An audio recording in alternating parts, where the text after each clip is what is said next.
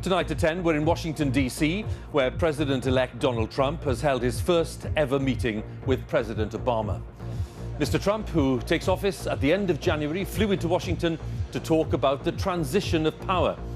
The day after his unexpected election victory, Mr. Trump was swept into D.C. with security on a presidential scale. Despite the personal antagonism between the two men in recent years, they were determined to talk about a smooth transition of power.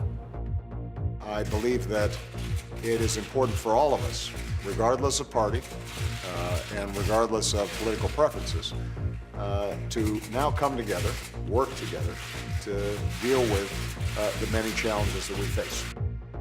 Mr. President, it was a great honor being with you, and I look forward to being with you many, many more times in the future. Thank you, sir. And thousands of people took to the streets in several American cities to protest against the election of Donald Trump. Also tonight, a teenager who was killed in the tram accident in South London is named. 19-year-old Dane Chinnery was on his way to work when the tram overturned in Croydon, killing 6 men and a woman. New pictures emerge of a riot in one of England's jails, as official figures show just how many prison officers are leaving the service. And Sir Elton John on his passion for photography, as some of his 8,000-strong collection go on display in London. I knew nothing, absolutely nothing. I was so completely ignorant about the whole art form. And here in the South, a disciplined debate. A head teacher takes a radical approach to tackle bad behaviour, but is it the right way? And a passenger dies in the Caribbean during a holiday on board a Southampton-based cruise ship.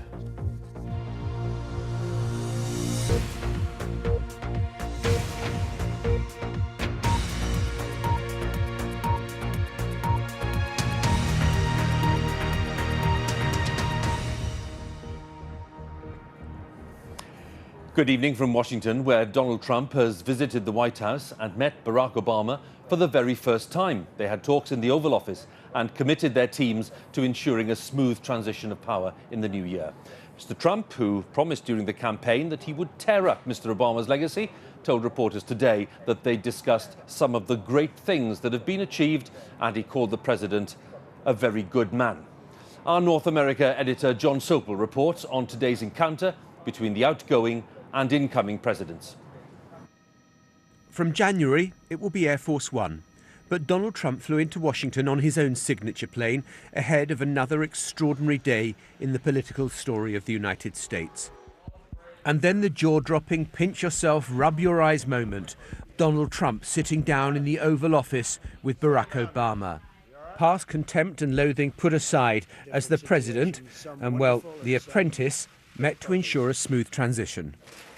Well, I just had the opportunity to have an excellent conversation with President-elect Trump, and as I said last night, my #1 priority in the coming 2 months is to try to facilitate a transition that ensures our President-elect is successful. I very much look forward to dealing with the president in the future, including counsel. He explained some of the difficulties, some of the high-flying assets, and some of the really great things that have been achieved. So, Mr. President, it was a great honor being with you, and I look forward to being with you many, many more times in the future. Thank you, sir. Thank you, everybody. Very good man. Thank you, Very guys. good man. Appreciate it. This meeting is about showing the strength and robustness of the US Constitution, that the office of the presidency is more important than any individual, that the peaceful transfer of power is a cornerstone of US democracy. Who knows what will be said when the cameras aren't there? But let's hope it's more constructive than some of the things they've said about each other. There was the White House Correspondents' Dinner 5 years ago. Say what you will about Mr. Trump, he certainly would bring some change to the White House. Let's see what we've got up there.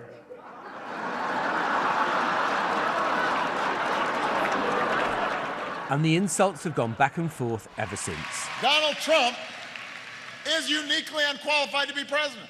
The rise of ISIS is the direct result of policy decisions made by President Obama. And then suddenly he's going to be the champion of working people? Come on. Come on, man. But there are serious policy issues where Donald Trump is determined to rip up what his predecessor put in place. The Affordable Care Act, the signature policy achievement of the Barack Obama years, known as Obamacare, gave health insurance to millions more Americans. But it's hated by huge numbers because premiums have soared and cover worsened. Donald Trump has pledged to repeal and replace it, though with what is unknown. Enormous amounts of time and effort have been spent on comprehensive trade deals with Asia and Europe. Both of those will be dead in the water under a Trump presidency. Obama also invested a lot of political capital in the climate change deal signed in Paris by world leaders, and which only came into force a few days ago. But Donald Trump has previously said climate change is a hoax and promised to withdraw US support.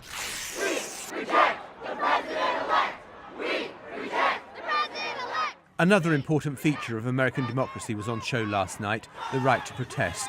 I can't understand how someone who is so misogynistic could be elected to this, to be president of the United States. Deport Trump! Deport Trump! They have a right to protest, but let's look at what they're protesting. They're protesting democracy. Democracy was at work. Democracy is what played out. Thousands marched in fury at the dawning of the Trump era, and some celebrated. In an election campaign that has divided the nation, for many there is still deep unease, and for others, huge excitement. John Sopel, BBC News, Washington. So with 2 months before Donald Trump is inaugurated as 45th President of the United States, the focus now is on his likely priorities when he arrives in the Oval Office. Among his campaign promises were to build a wall on the US border with Mexico, a temporary ban on Muslims entering the USA, and to create millions of jobs for Americans. Our chief correspondent, Gavin Hewitt, takes a closer look now at Trump's agenda. The nation's capital and the chambers of power. Donald Trump has the potential to be an extraordinarily powerful president, with both houses of Congress controlled by the Republican Party. Today, Donald Trump was at Capitol Hill, meeting with the Speaker of the House of Representatives, Paul Ryan. He promised to work closely with the president-elect, despite a previously troubled relationship. Donald Trump had one of the most impressive victories we've ever seen, and we're going to turn that victory into progress for the American people, and we are now talking about how we're going to hit the ground running. Donald Trump also said he was impatient to move quickly. We just spent quite a bit of time together. I think we're going to do some absolutely spectacular things for the American people. So, what is likely to be the new president's priority? At his victory party the other night, he gave a big clue. We are going to fix our inner cities and rebuild our highways, bridges, tunnels, airports, schools, hospitals. We're going to rebuild our infrastructure. Rebuilding America's crumbling infrastructure will enable him to make an immediate impact and to leave his mark. So, what else will form his home agenda? Less regulation for business, lowering taxes across the board, and reducing immigration. He did promise to build a wall along the entire Mexican border, but that will be a difficult ambition to achieve. Another seat of power is the Supreme Court, and Donald Trump has opportunities there. Nothing matters more to conservative Republicans than who sits here on the Supreme Court. Donald Trump will be able to appoint at least one judge, perhaps more, and they make key constitutional rulings in areas such as abortion and gun rights. And what about his foreign agenda? Will Donald Trump honor NATO's core commitment to defend allies? What will be his relationship with President Putin of Russia? Almost every U.S. president coming in has tried to set a new benchmark with Russia to see where we can work together, but then Russia has been the one to create disappointment. As regards Donald Trump's likely team, he's sure to reward those who stood with him during the campaign. Men like Rudy Giuliani, former mayor of New York, Governor Chris Christie, and former Speaker Newt Gingrich. But it's not yet certain who will get the most senior posts. They're already building the stage for Donald Trump's inauguration. As a candidate, he has made many promises. Some won't be carried out, but he's ambitious, determined to leave a big legacy, and rebuilding America's infrastructure will be an early priority. Gavin Hewitt, BBC News, Washington. Now, among the groups of voters who turned to Donald Trump were many from America's rural areas and small towns. He made large gains in those regions, and they included the important state of Pennsylvania, which has sided with the Democratic Party for decades. The last time Pennsylvania voted for a Republican for the presidency was back in 1988. Our correspondent Michelle Fleury has been to the rural county of Northampton to talk to those who voted Trump this time. Turnout in rural areas like this, Northampton County, helped Donald Trump win the state of Pennsylvania and the presidency. In the last two elections, they voted for Barack Obama. Vincent Zarate raises reindeer and grows fir trees. He told me this time Donald Trump was the gift of change. I'm a registered Democrat. I voted the last two times for Barack Obama. 2 times before that was for Bush. But I voted for Trump. Why? Because I'm interested in change, and I'm tired of politics in Washington being the same people. I honestly believe we need someone in there that doesn't have political ties, and also someone that I believe is going to be for the everyday person. Jim Clements voted for Hillary Clinton. In this divided election, even friends don't always agree. I know Vince and I have had a lot of conversations about how he's going to vote and I vote. And the idea that you can send somebody to Washington to clean it up, I just don't think that will happen. Pollsters refer to places like this as swinging gates in a US election, shifting back and forth between parties. Frustration with politicians in Washington and Hillary Clinton's failure to connect on a range of issues left the gate wide open for Donald Trump to walk right through.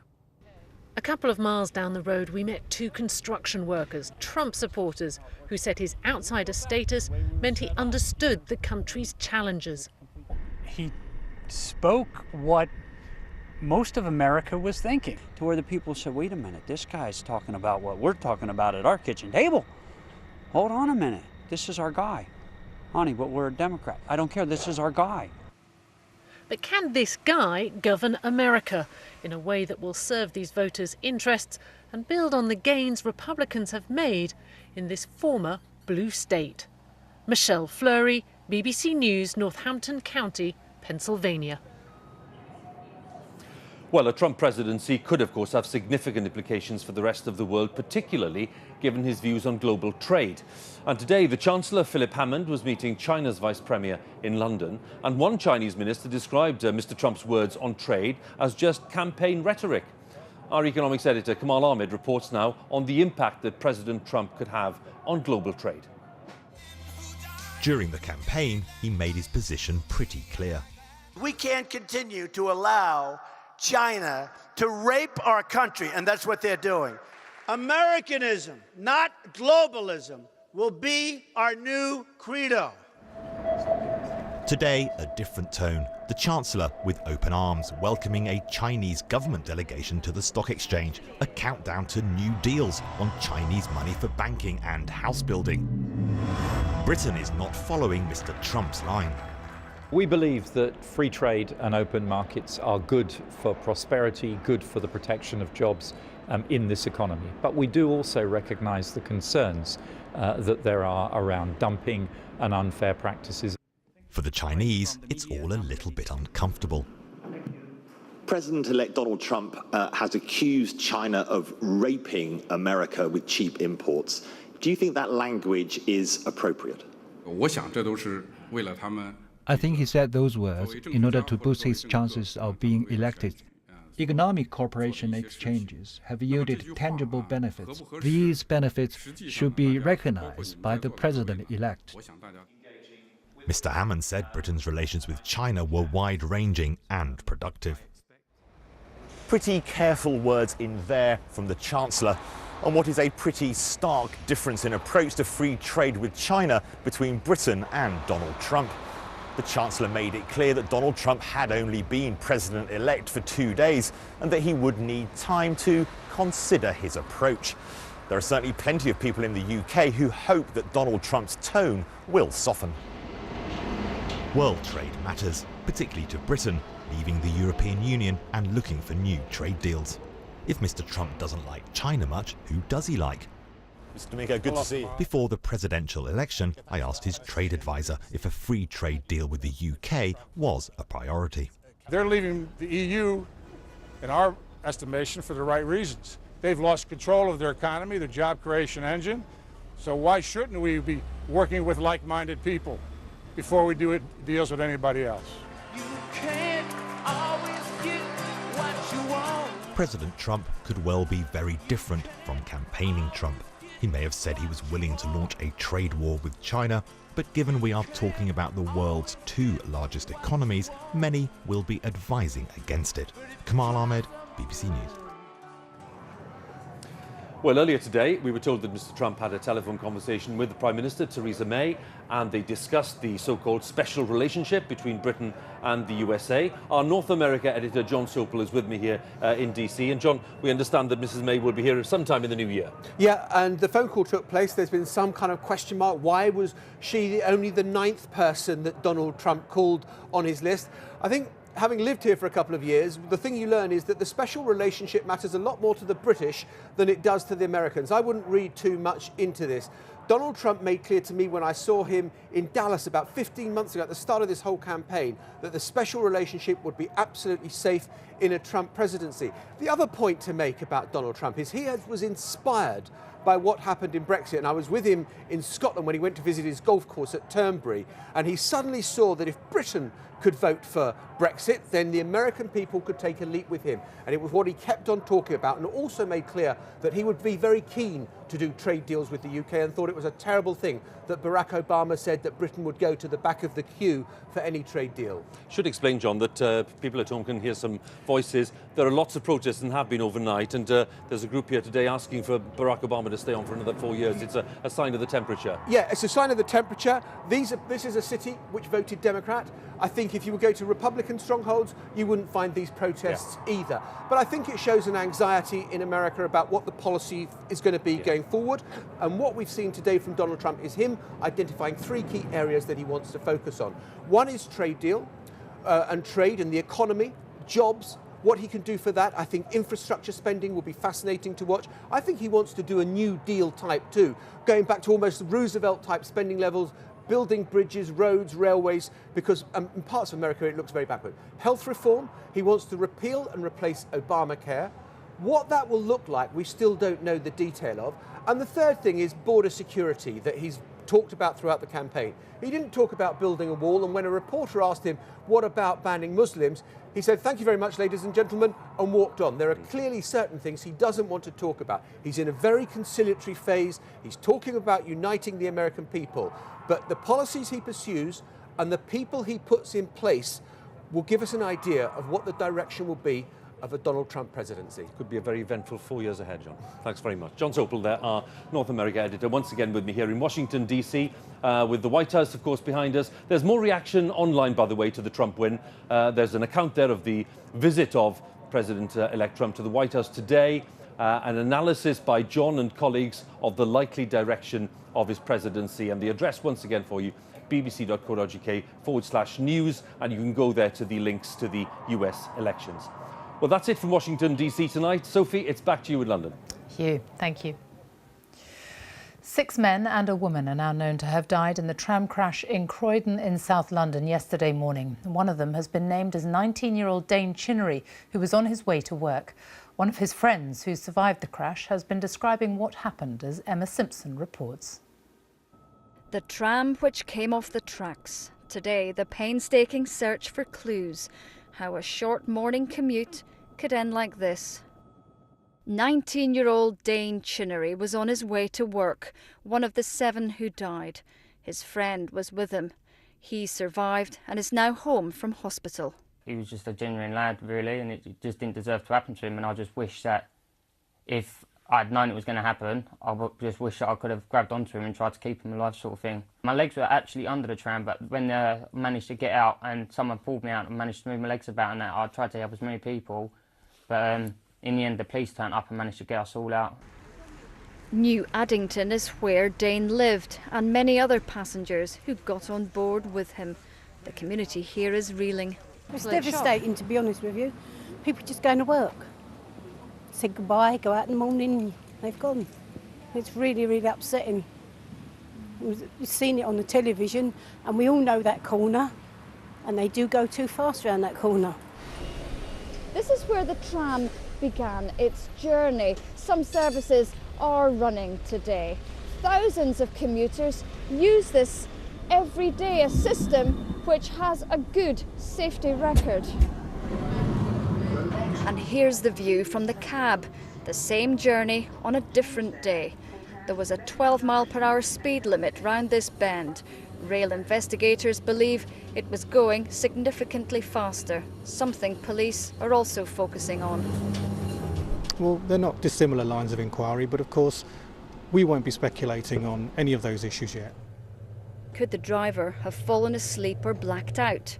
This simulator is used to train drivers. Experts say all trams are fitted with an emergency device at the controls. With this one, you have to push this thing down and keep it down. You take power like this. If you were to let that up, take your hand off it. So if you were to, lose consciousness, your hand goes off it, then within a short time, normally 3 seconds, the tram would say, hold on a minute, something wrong here, and it would apply emergency brakes and stop the tram very quickly. This one didn't stop. Flowers being laid for all those who lost their lives in this rare and devastating derailment. Emma Simpson, BBC News, Croydon. 2 teenagers who murdered a mother and daughter in Lincolnshire have each been jailed for at least 20 years. The boy and girl were 14 years old when they killed Liz Edwards and her 13-year-old daughter in April. The judge called it a terrible crime with few parallels in modern criminal history. Our correspondent Danny Savage was in court. The 2 teenagers, who used to be boyfriend and girlfriend, were told to stand by the judge as they were sentenced to a minimum of 20 years each. They looked sullen and showed no emotion. The judge told them they were deeply, deeply selfish and knew exactly what they were doing when they brutally executed their victims. Liz and Katie Edwards were attacked in their beds at home while asleep. Stabbed and smothered, they must have suffered terribly, the court was told. Their killers have been described as evil by police who dealt with them. They've never been in an interview where someone has come across and talked so freely at such young an age, being callous to it, showing absolutely no remorse, not bothered about what they're doing, almost in a way of being proud of what they're doing. To sit and listen to it is very difficult. The killers were infatuated with each other. Their relationship was described as toxic. She had the grudge against Liz Edwards and steered the boy towards murder. One of the most distressing aspects of this case is that 2 children murdered another child. The extraordinary explanation is that the 14-year-old girl believed that 13-year-old Katie Edwards wouldn't be able to cope without her mother. So it was decided that she had to die too. I said to his dad, he'll be in prison before long. This man knew the boy who carried out the murders. He had a bike. He took his bike in the middle of the road in awkward mood. And then if somebody looks at him, he'll just belt them one. So if somebody looked at him wrong from a young age, yes. He'd punch them? Oh, yeah. The boy and girl who murdered this school child and her mother will be in their mid-30s before they are even considered for release, after their horrific actions in a small Lincolnshire town. Danny Savage, BBC News, Spalding. The extent to which the prison service is struggling to recruit and retain staff in England and Wales has been revealed by new figures from the Ministry of Justice. The number of front-line prison officers leaving their jobs outstripped new recruits by more than 400 over the past year. It means there's a shortfall of almost 2,000 staff across all public sector prisons. The new data comes after staff shortages were blamed for a riot at Bedford Jail. A former prison officer who worked there told our special correspondent Ed Thomas why he believes the prison should be shut.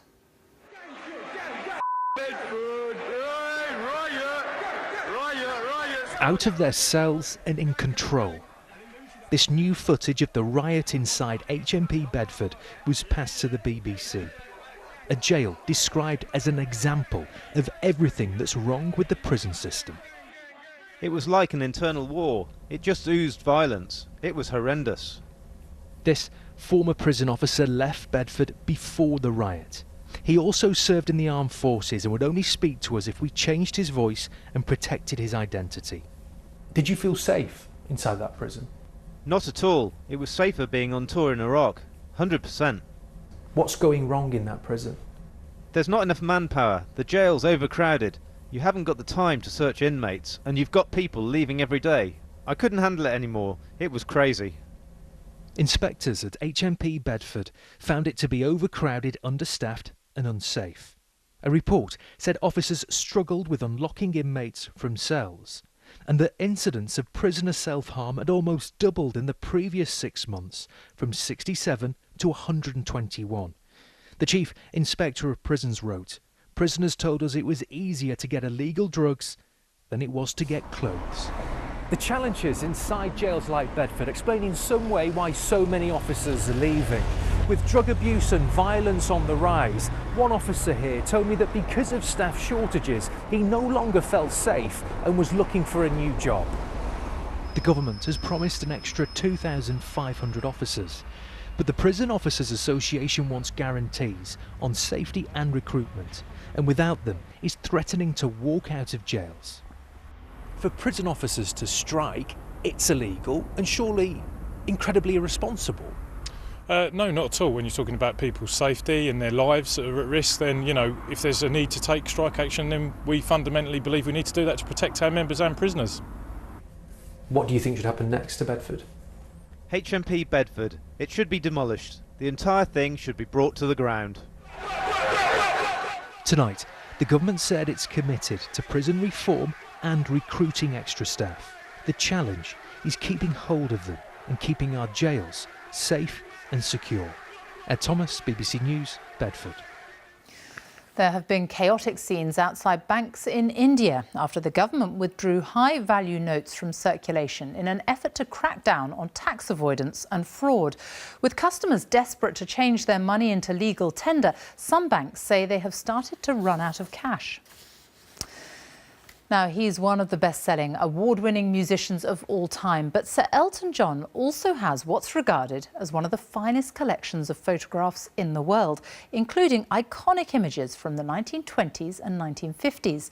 Some of them went on display at London's Tate Modern today.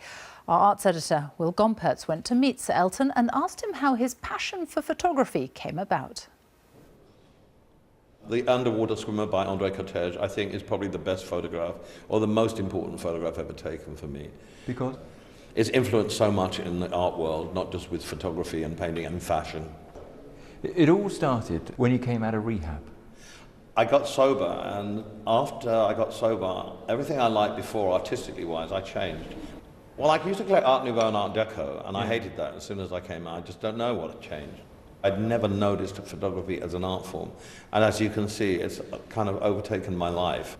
And I love it so much, there's not a week goes by where I don't buy a photograph. There's 6 photographs behind you by Irving Penn of really famous people in a corner. He said, right, I'm going to put you all in a corner, and you can do your own pose.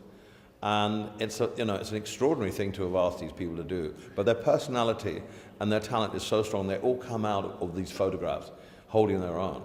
Have you learnt a great deal? I knew nothing, absolutely nothing. I was so completely ignorant about the whole art form. And now I think I know a lot about it. Have you become a harder person to photograph? Because I don't like my photograph being taken, and I find it hard to pose. Why don't you like your photograph being taken? I don't know, never have. Even as a little boy, it's like, no, it's like posing. I don't like posing very much. Over 7,000 images you collected. You're continuing to collect an image a week. Yeah. What's the plan for them? Do you anticipate an That's a good question. Elton John museum? That's been talked about, but it's a very expensive. We have children, and so, I don't know what we're going to do with it. David and I have talked about it. There will be an acquisition given to the Tate from this exhibition. Which photographs are you giving the Tate? I can't tell you that. Top secret? No. Do you take pictures? No, never. Polaroid, maybe. I used to take a friend. That's it. No, I have cameras, but I'm not interested. Why? I want to see the image. I'm not interested in taking it. I'm attracted to sadness in music. I'm attracted to sadness in photography, because when you look at a sad photograph, there's a beauty about it, and you're enthusing about how beautiful it is. But actually, the circumstances of which the photograph's being taken is a tragic circumstance, and the migrant mother was a terribly tragic circumstance. Sir Elton John talking to our arts editor Will Gompertz. Newsnight is about to begin over on BBC Two in a few moments. Here's Emily. Tonight we're live in Washington as the transition of power begins. We ask White House insiders what the Trump cabinet will look like and whether anything will be left of Obama's legacy. Join me now on BBC Two, 11 p.m. in Scotland. Here on BBC One, it's time for the news where you are. Good night.